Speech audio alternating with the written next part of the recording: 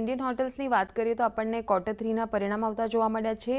આવકના ફ્રન્ટ પર 12% વધારો નોંધાયો છે. એબિટાની વાત કરીએ તો અહીંયા પણ 12% વધારો છે.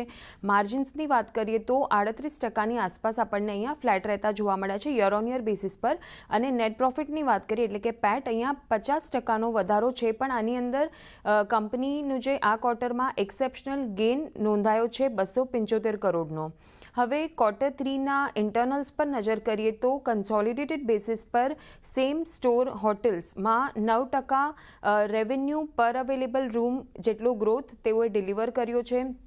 મેનેજમેન્ટ ફીઝની વાત કરીએ તો અહીંયા 15% વધીને 203 કરોડ પર રહેતી જોવા મળી છે આ ક્વાર્ટરમાં. કંપનીના જે નવા બિઝનેસીસ છે ત્યાં 31%નો ગ્રોથ થઈને 215 કરોડ પર થતું જોવા મળ્યું છે. ત્યારબાદ મેનેજમેન્ટ તરફથી જે FY27 માટેનો જે આઉટલુક આપવામાં આવ્યો છે એના પર નજર કરીએ તો like for like revenue growth momentum આગળ પણ આપણને આવનારા સમયમાં સતત કન્ટિન્યુ રહેતું જોવા મળશે એવું તેમણે જણાવ્યું છે. ત્યારબાદ જિંજર જે ચેઇન ઓફ હોટલ્સ છે અને એ ઓપરેટ અને એક્સપાન્ડ કરે છે ઇન્ડિયન હોટલ્સ. તો જિંજર હોટલ તેમજ નવા બિઝનેસીસ જે કંપનીના ત્યાં 25%થી વધુનો રેવન્યુ ગ્રોથ જોવા મળી શકે છે આવનારા સમયમાં.